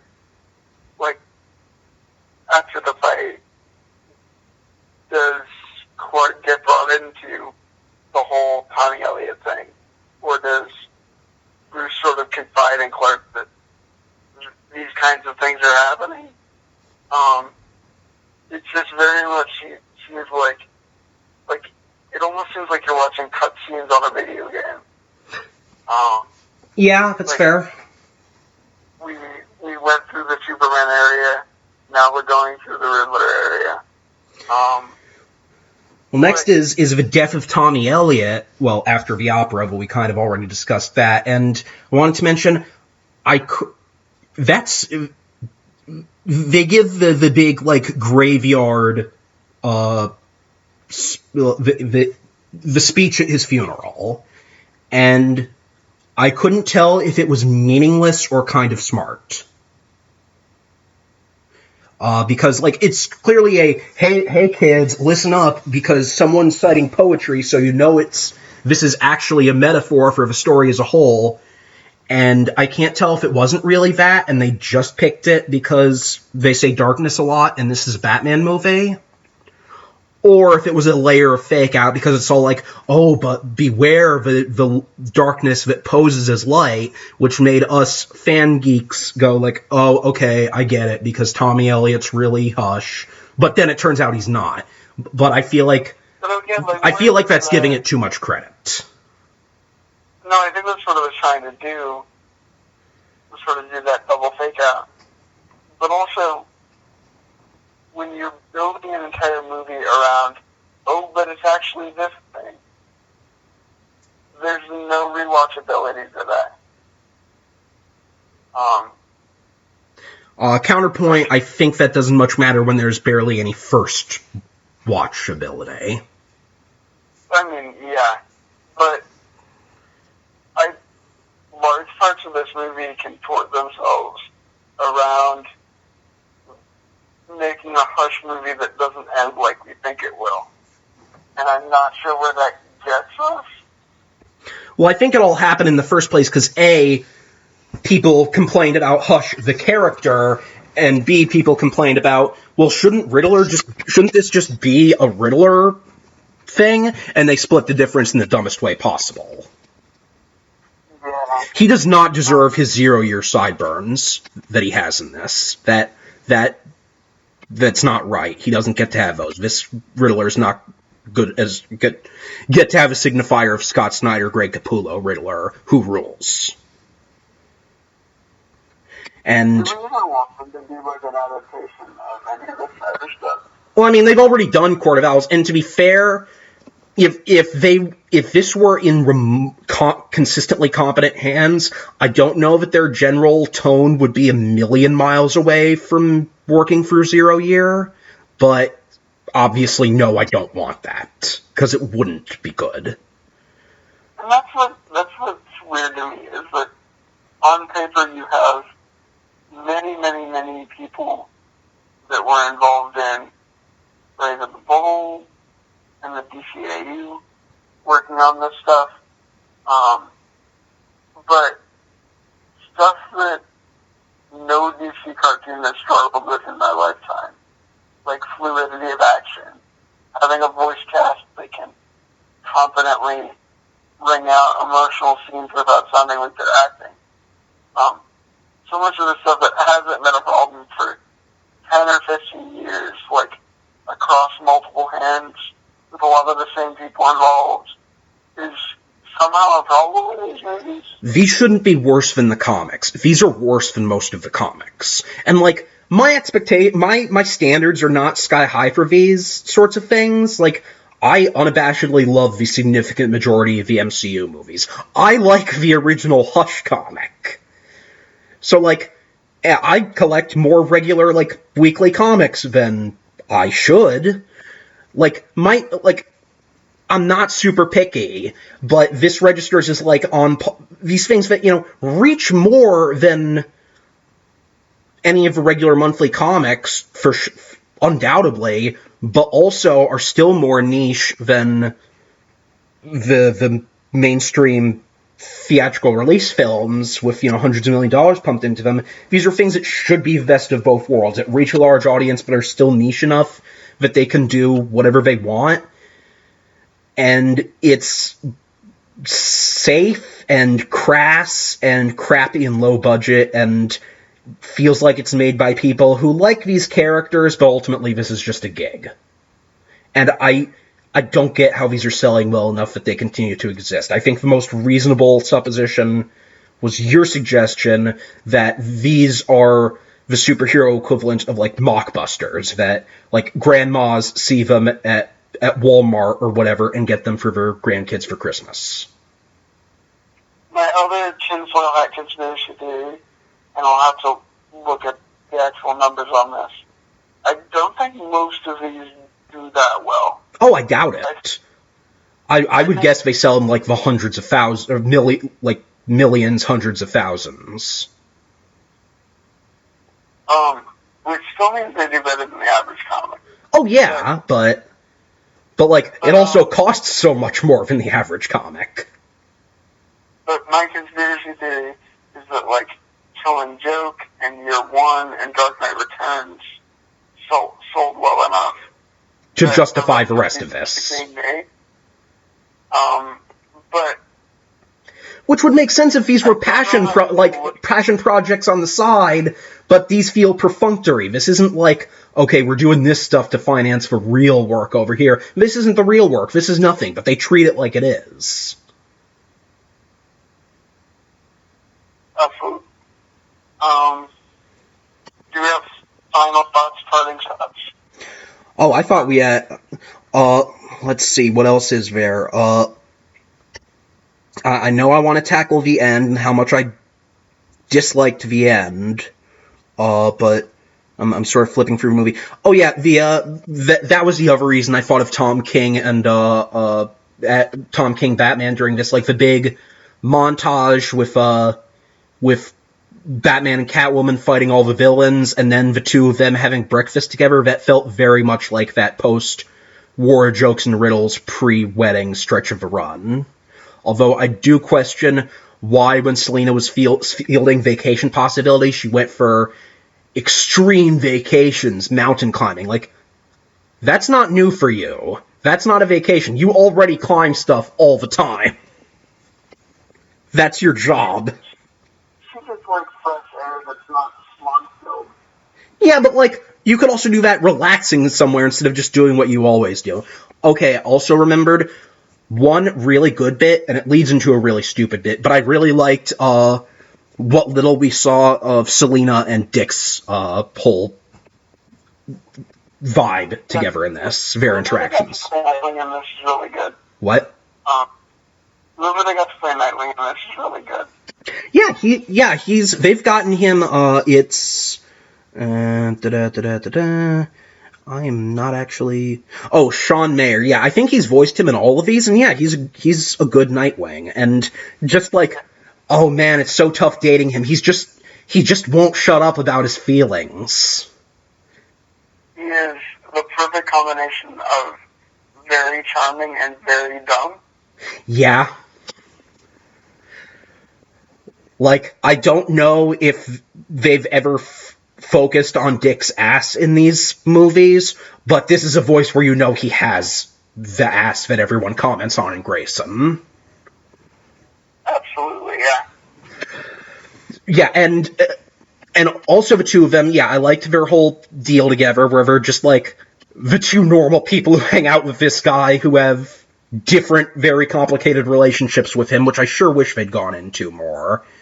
But then they confront Scarecrow in the graveyard, and, like, Catwoman fights him for, like, 5 seconds as a substitution for the Jason Todd fight. Like, when I say they work to fit everything from the comic in here, but often in very weird ways, that's what I'm thinking of. Yeah, you did get your graveyard fight. With a Robin, with an adult Robin. But it was, meaningless. Oh, and also I liked, there were a number of little moments in here I liked when they're fighting Clayface in Arkham, and Joker's all like, are you fighting another guy? And then Clayface tells him to shut up, and as he's choking Batman, and Joker's like, well, say something. It's just like you not to defend me. But, yeah, Riddler's Hush. Let's get into that a little bit more. Because it's played as like, oh, okay, they're gonna reveal that he's a mastermind before the fight with Hush, but no, he really is Hush. And The one aspect of it that kind of worked in the comic was that it was the payoff to a joke that had been brewing for over a decade, because Riddler's a gag villain in Long Halloween and Dark Victory, and in what little we saw of him in Hush before the end. So the reveal at the end that he's the mastermind behind it all is a payoff. The problem is that it's the payoff to a joke of Riddler's so stupid, which is terrible because Riddler is great. Riddler is one of the best Batman villains, bar none. In here, the reveal is still like, oh no, Riddler's actually great, but then the secondary reveal is, oh no, he actually still sucks. Like Batman, it made me think of the end of Batman Beyond, where it's like Terry's tearing down the Joker. That's kind of what Bruce does to Riddler in here, except he's been framed as an underdog, and also, like, he's just been kind of stupid. It's like he hasn't been so threatening this whole time, because Hush hasn't been ominously quoting Aristotle, which is one of those things that I liked in the original comic, because it's not good, but it really adds to the menacing atmosphere, so I'm willing to roll with it, so long as Jim Lee makes it all look pretty. But in here, it's just him going like, in mirrors, which, if you're gonna do a bit where there's a whole hall of mirrors, it should probably have some symbolic meaning. It doesn't in here. But I will say, I feel like there's a storied history of animated Batman comics for the freaking old years. Yeah, but they should be cool, is the thing. This one isn't. Absolutely. But yeah, so here Riddler's just like this kind of pitiable underdog. Like, the joke is, I almost like the idea of Hush in here as an identity more than in the original, just because it's like, okay, I'm building this persona so I can move around in a way I can't usually. Like, I'm just attempting... Can you explain to me what way that is? Because I was having trouble putting it together. I guess that, like, they'll all listen to this awesome badass newcomer in a way they wouldn't to just one of their regular own, where it's, if a new guy shows up and is like, I have a plan to break the bat, they're like, oh, okay, really, that's not... That is still the thing, in that they wouldn't listen to the Riddler in the same way they would this menacing new guy, but here that's all still in service of a punchline of Riddler sucks. And there's no reason to involve Tommy whatsoever. Oh no, he's Vegestal. He's here for the sake of the twist. Was he even ever part of the plan? Because, obviously he knew about Riddler's tumor, but... I guess it doesn't matter, because he doesn't matter in this. Except for the bit where, they dangle his corpse from the ceiling, all Death of the Family style.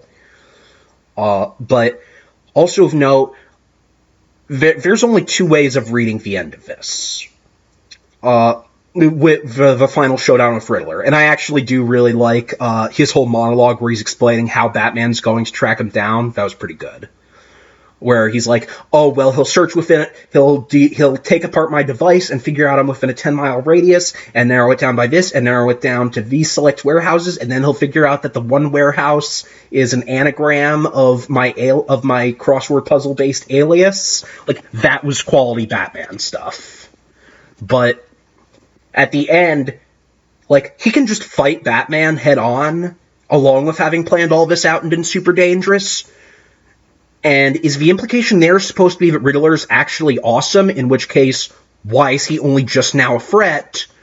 Or, like Batman implied with the, your strength and brains from the Lazarus Pit thing, is it oh no, he really was a hopeless loser all along, he's only able to do all this, he can only come up with this and also fight Batman because he's all juiced up on the pit, in which case there's barely even a main villain, it's just this whole thing is just a side effect of the Lazarus Pit dip?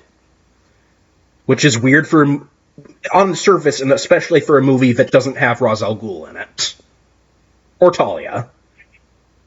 And also, I think it's a missed opportunity if you're gonna have Damien in that story in a way that the original comic didn't. And have the Lazarus Pit be a huge thing, and he has nothing to do with it. You're absolutely right. Yeah.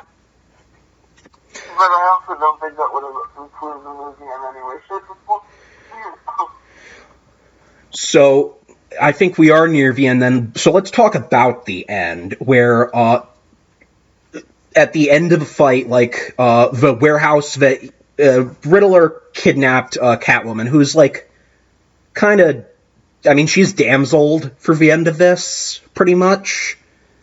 And, and Batman's, like, won the climactic fight. He's got Riddler hanging from a rope, but, like, the warehouse is exploding, and Selina ends up cutting the rope and letting Riddler die so they can escape.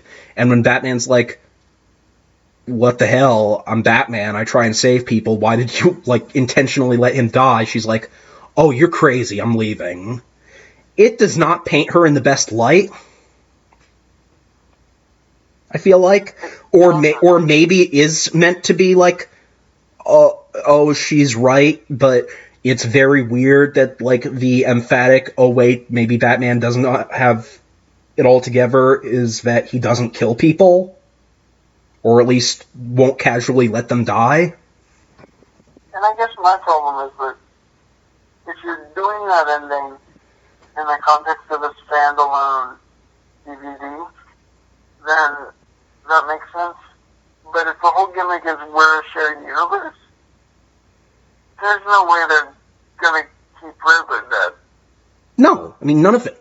Like, again, I one last dip to my King thesis. This felt like them going like, oh, I can't be with Batman because he'll always be Batman. He'll always put that first. He'll never change. But, like, it's weird that, like, the breaking point is that he's not willing to kill. Like, that's a minor recurring thing in this. She keeps bringing up, oh, your code. Oh, and I forgot. Joker literally says at one point, I want you to break your code, because you need to spell it out for all those 6-year-olds who are definitely watching this. But it has never been a thing in their relationship that Catwoman's sticking point with Batman is that he, with his not being morally lax, is that he doesn't kill people. That's a weird thing to note to end this on, is like the dividing line between the two of them. Like, even in the original comic, she leaves him because he's like, he's beaten Hush, but now he's paranoid of like, oh, wait, were you part of the plan too without even knowing it? And she's like, oh, right, you're Batman, and you're going to be super paranoid about everything forever, including me, no matter how much you care about me. You're still not in a place where we should be dating. Like, that's better than this. I mean, I kind of took it as, you're going to stay in this building to save this guy's life, and you're going to probably die in the process. And die as Batman, which is what you want. Whereas I'm going to save you and let you be Bruce Wayne and force you to pick your life over this guy's life. That's fair. That's probably what they intended. I don't know. It just felt like it was being framed to me as like a moral dilemma, which either casts Selina in a bad light, in which case that's not great, or it's meant to cast Bruce in a bad light, which is weird. And because this is the end and not an ongoing story, they have this whole debate over the course of like 2 minutes. Right. So it just feels tacked on and unclear. And also Riddler's dead, which, you know, again, like, it's not like this is really a shared universe, even though they'll devote a shocking amount of screen time to pretending it is, but, like, that kind of sucks, because Riddler's cool. And I mean, granted, he's dead in the way Joker's always dead after the warehouse explodes or whatever, but he's not the Joker, so he's probably actually dead. And I mean, okay, unrelated side question that I thought of once we got to the end of this movie. In an alternate universe where Tom Hardy turns down the Bane role, and Nolan just scraps the third movie and makes it a Riddler movie,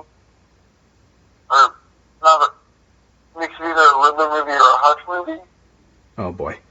Do you think a Nolan Hush would have worked? I'm inclined to say yes, because I'm one of the people who just comprehensively loves the Nolan Batman movies, so I'm inclined to say that he would have found a way. Plus, he would have had the edge of not having to deal with any of the comics baggage. But that feels like...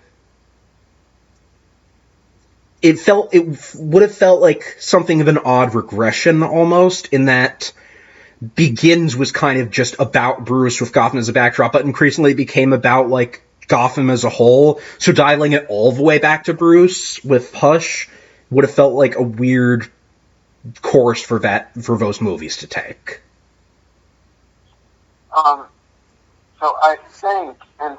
Like, those are movies about Batman as a symbol and his role in Gotham and how Bruce reacts to that.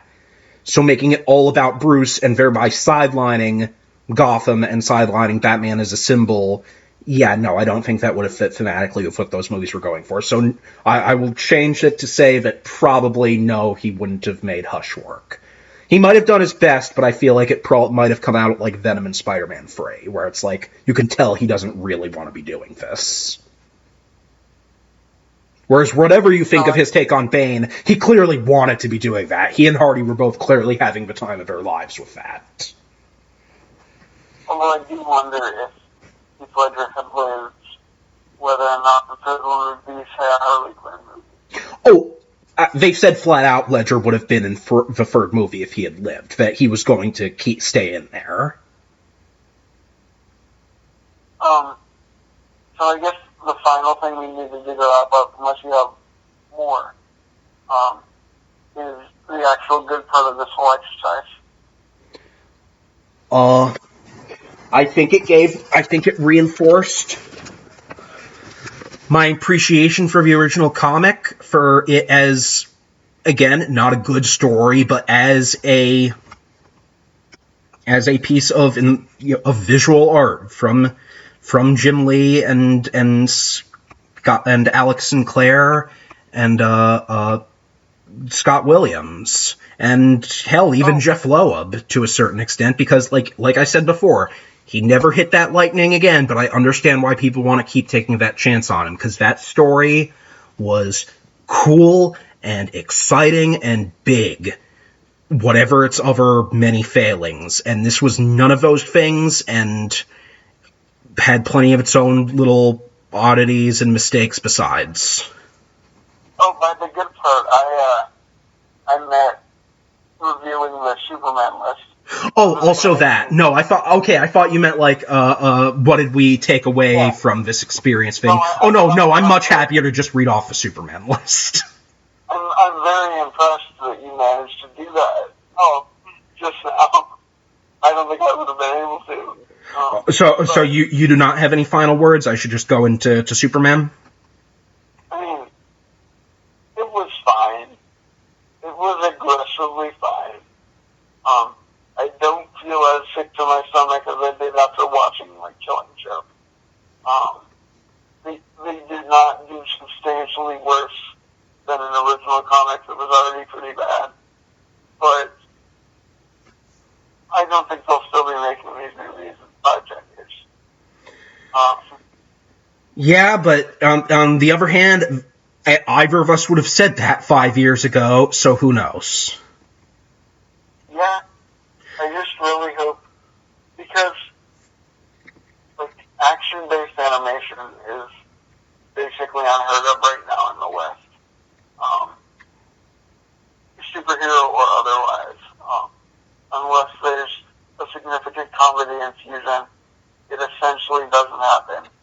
Except for, I suppose, Young Justice. But that's more of a nostalgia revival thing at this point. Just so you know, so I can make my opinion known on that. I love that these movies exist in general, and that the people who do this kind of work are still getting jobs, but I wish there was one that I could unironically, enthusiastically be an evangelist for. Like I said, how can things these niche be so vanilla?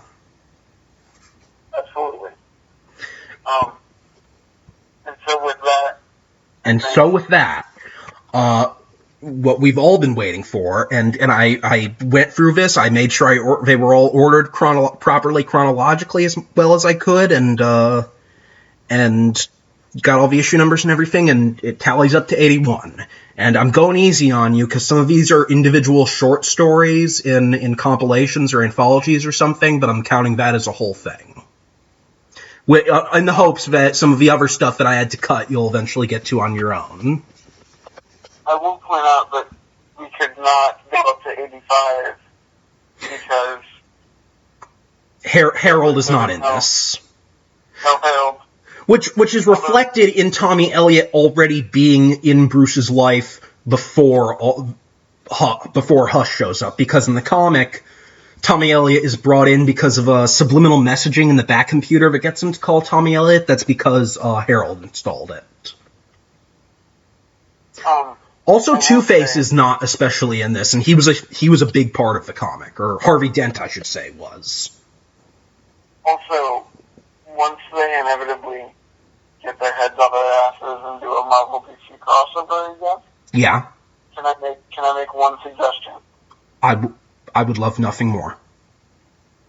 There needs to be a one-shot, if not a 70-issue series, called Herald of Galactus.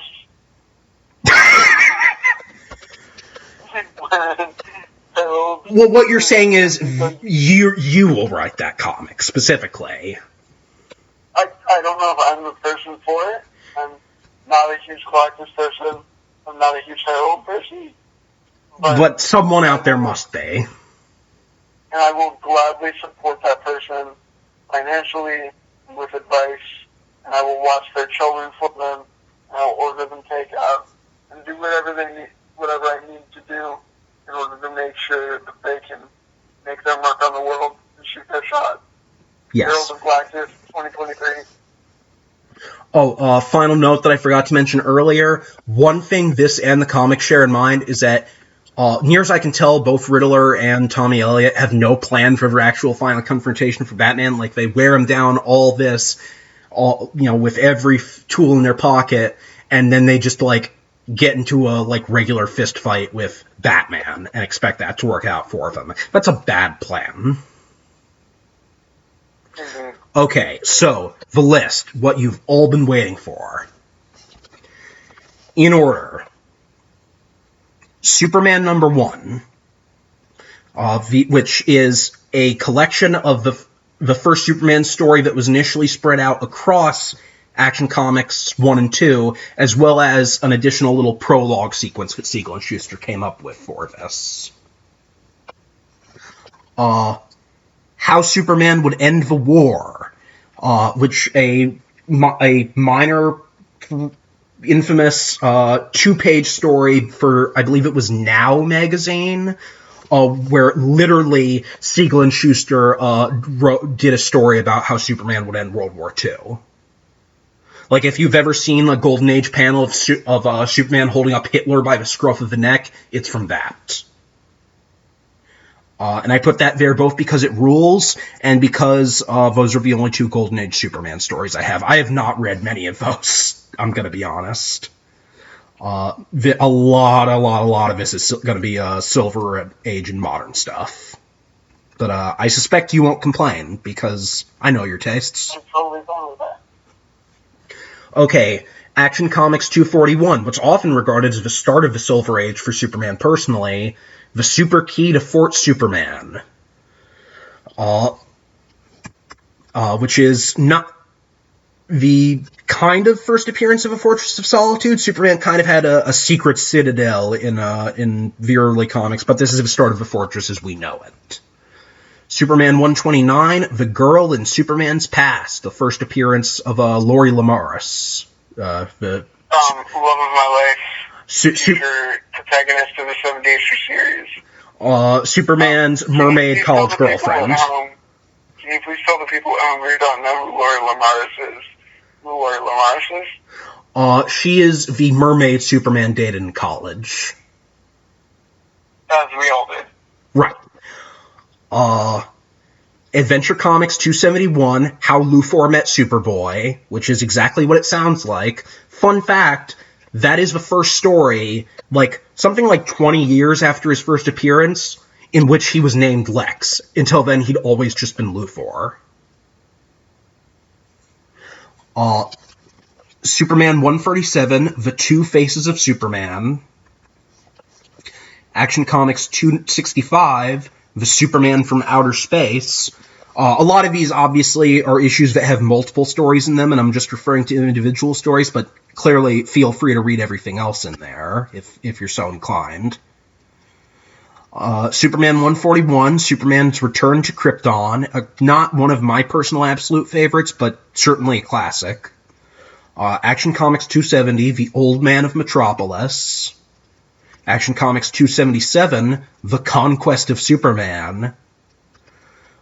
Superman 148, which is really the start of a string of really good issues of Superman proper.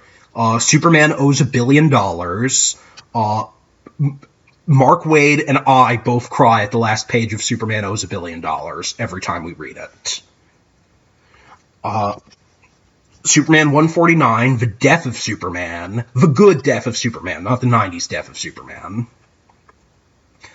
Action Comics 292, When Superman Defended His Arch Enemy, which strikes me, which I picked for you in particular, not because it's like a special standout from that era, but because it strikes me as very much up your alley, so I'm curious what you'll think of that one. Okay. Superman 156, The Last Days of Superman, another one that's commonly regarded as a classic. Big inspiration on All-Star. Superman 157, Superman's Day of Doom. Superman 162, The Amazing Story of Superman Red and Superman Blue. Superman 163, Wonder Man, the new hero of Metropolis. Superman 164, The Showdown between Luthor and Superman. Superman 165, The Sweetheart Superman Forgot. And now we're springboarding way ahead into the Bronze Age with Superman 292, The Luthor Nobody Knows. Then, Action Comics 484, Superman Takes a Wife. That's the marriage of the Earth 2 Superman and Lois Lane, and for my money, the best take on the marriage. I like it better than the Wedding Special, even though that's a childhood favorite of mine.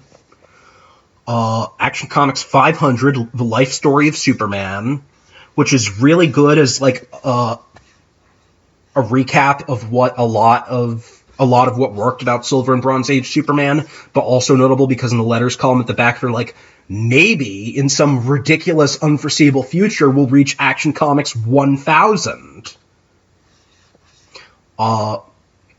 Action Comics 544, Luthor Unleashed, maybe the best Luthor story for me. It's really good.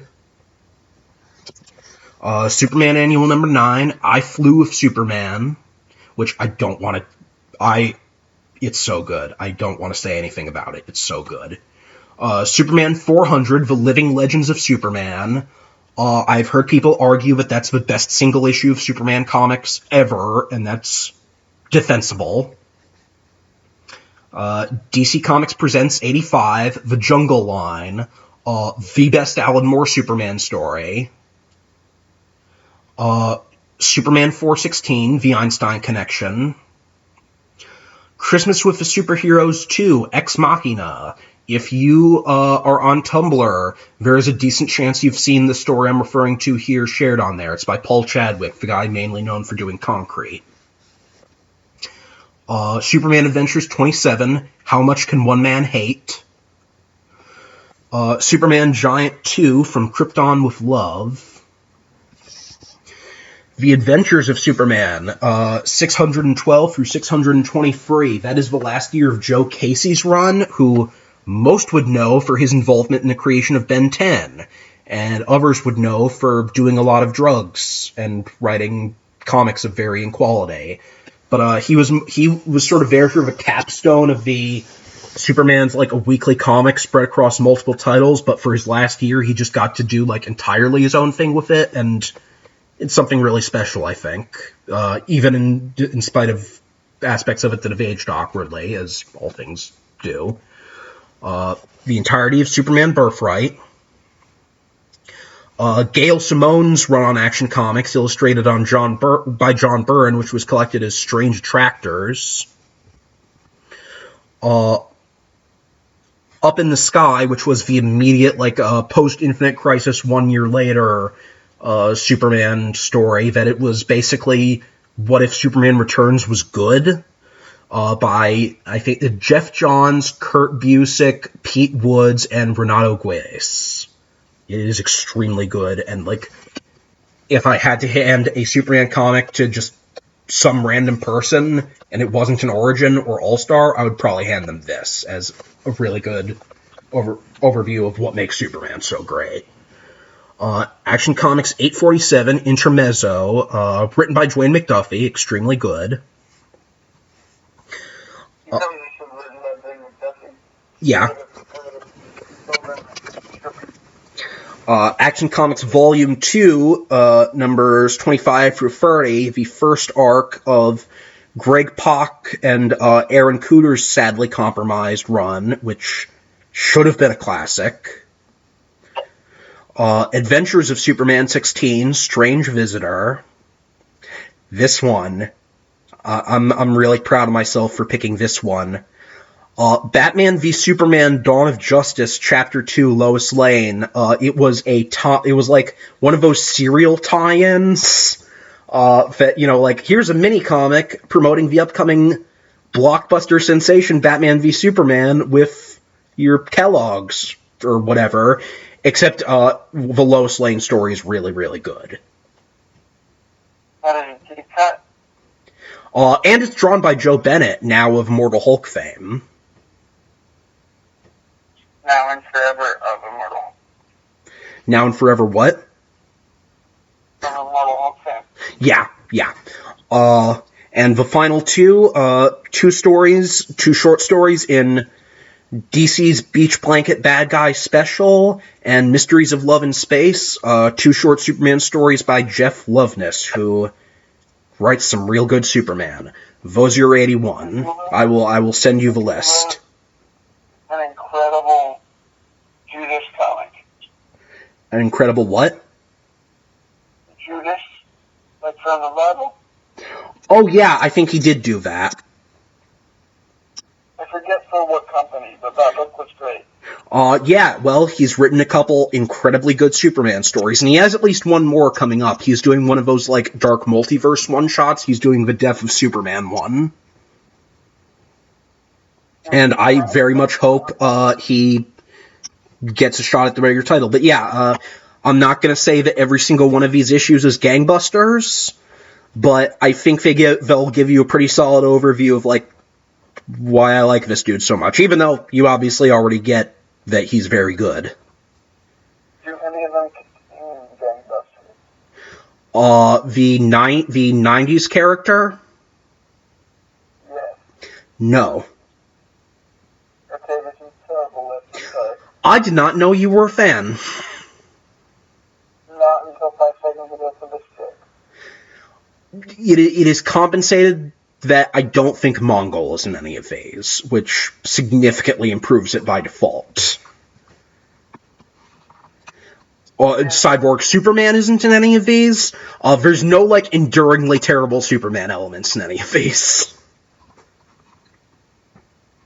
At least until I get my hands on them and make them good. But, yeah, I think that was our cast, clocking in at a little over 2 hours. Any final words? This was... I'm scanning my brain for positive adjectives. I don't want to lie. It was not bad. But, like, fun does not really apply. I'm glad I did this. I am too. I had fun with the experience shared with you and with all you listeners out there. With all 3 of you. Exactly. And if any of you folks out there would like to continue listening to the two of us, I think we've talked plenty before about wanting to do a proper podcast down the line, so consider this a dry run for whoever you might be interested in that. You can find us. You can find me as DavidMann95 on Tumblr and on Twitter, and you can find Justin as JMartinWrites on Twitter. And any hot takes in this episode that you do not like, please direct them to David's Hostbox and not my Twitter DMs, which are open. Yeah, I mean, I've already been called, like, a fascist in my Tumblr Ask box this last week because I think Captain America shouldn't use guns, so, like, honestly feel free with whatever you've got to throw at me. I can take it. Well, thank you for listening. Tommy was robbed. Poor little rich boy, Tommy Elliott. Good night, everybody.